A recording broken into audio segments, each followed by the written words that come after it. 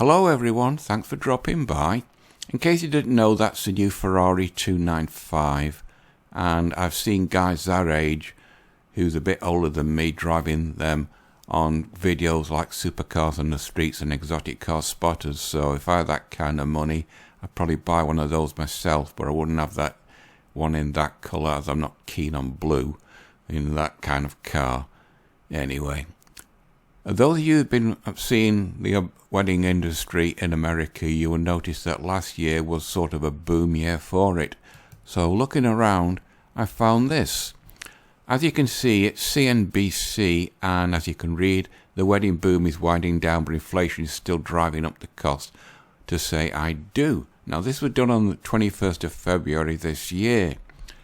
If you scroll down, you'll see that the average cost of a wedding in America is expected to be $29,000, up from $28,000 last year, according to wedding planning platform Zola.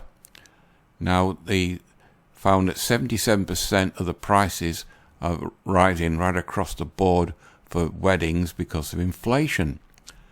Now, if you drop down, it says there was 2.5 million, just 2.6 million weddings in the US last year. Now, that's a backlog of all the weddings that was cancelled via the pandemic. But also in that time, we've had the exponential rise of guys in America going single. So that you could say that the 2.6 million weddings in 2022 was sort of a high watermark. And with the rising cost of inflation, the weddings is going to be declining this year and next year after. So to mitigate rising costs, Forrest says she's seen more couples forego typical traditions, shop on the second-hand markets, or even opt for a weekday or morning celebration. And then it just drops down to tell you about it. Now, the opposite to getting married, of course, is staying single. So looking around, I found this. Now, this was done on 14th of July, or last Friday.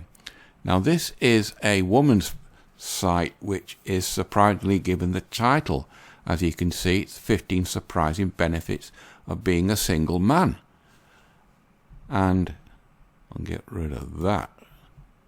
If you drop down, you get through the 15 benefits. You have time to yourself. You can pursue your hobbies. As you know, guys have hobbies, women do not. A guy can be absorbed in his hobby, like that guy there.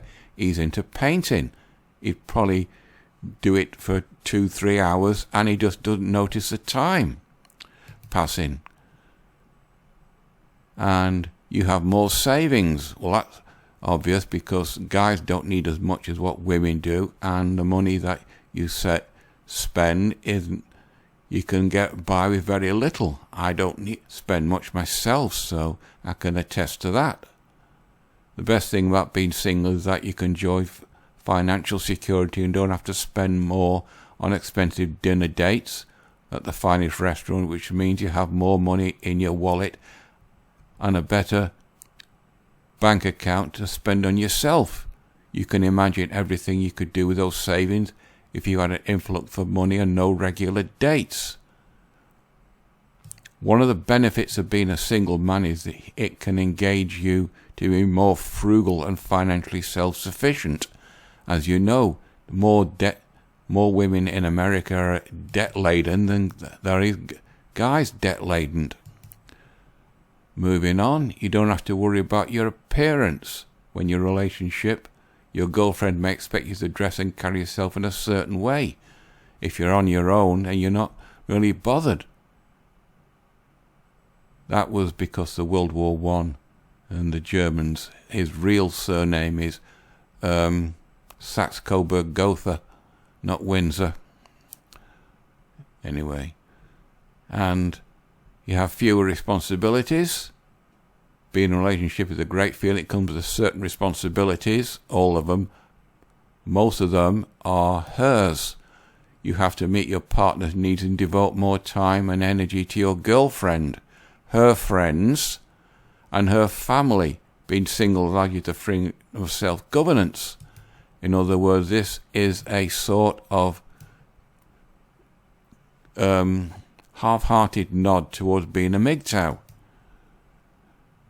You can spend more time with your family and friends. In other words, you don't have to spend time with her family and friends. You can focus on fitness.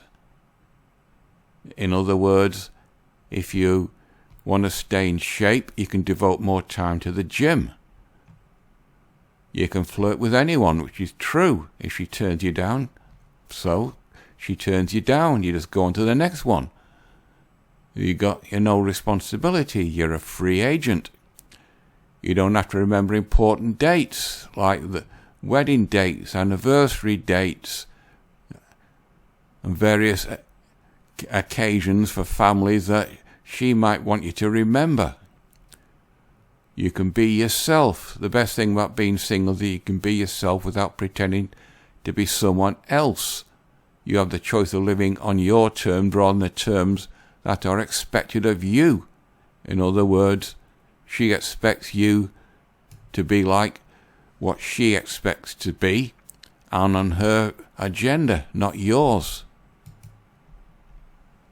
You can be self-reliant, which is one of the main things. Self-reliance is one of the positive things about being single.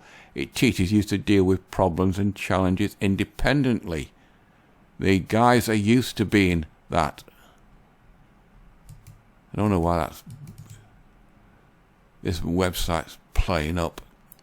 You don't have to compromise. Relationships can be complicated and requires a lot of compromises. More often the guy compromising for the woman and not the other way around. And if you're in work, you can focus on your career. And more importantly, you can be debt-free.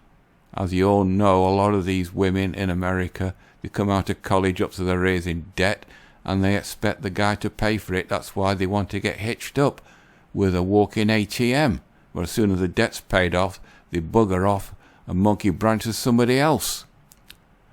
You can have the food of your choice. If you want to eat pizza every day, fine. But put her on weight. But then again, if you put her on weight, where is it?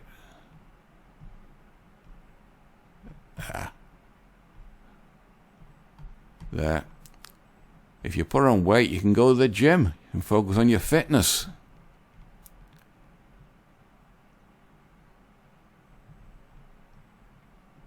Bloody sight. And that's it. But anyway, you get the gist.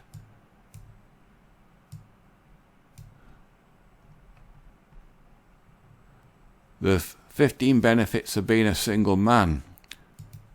But if you want to get married, expect to pay $29,000 of your money to get married, and then it only lasts maybe 7-8 years before she's bored and she'll take half your stuff. So the choice is yours. Either pay more for getting married or you stay single. Sorry it's not much this week, people, but I couldn't really find much to see how MGTOW was affecting the American economy and the Western world as a whole. But yeah, this'll just have to do anyway. I'm probably on the 10-minute mark now, so I'll leave it at that. You know the routine, people. Like, dislike, comment, subscribe. Completely up to you. And naturally put these links below. So until Monday, that's it for this one. Bye-bye.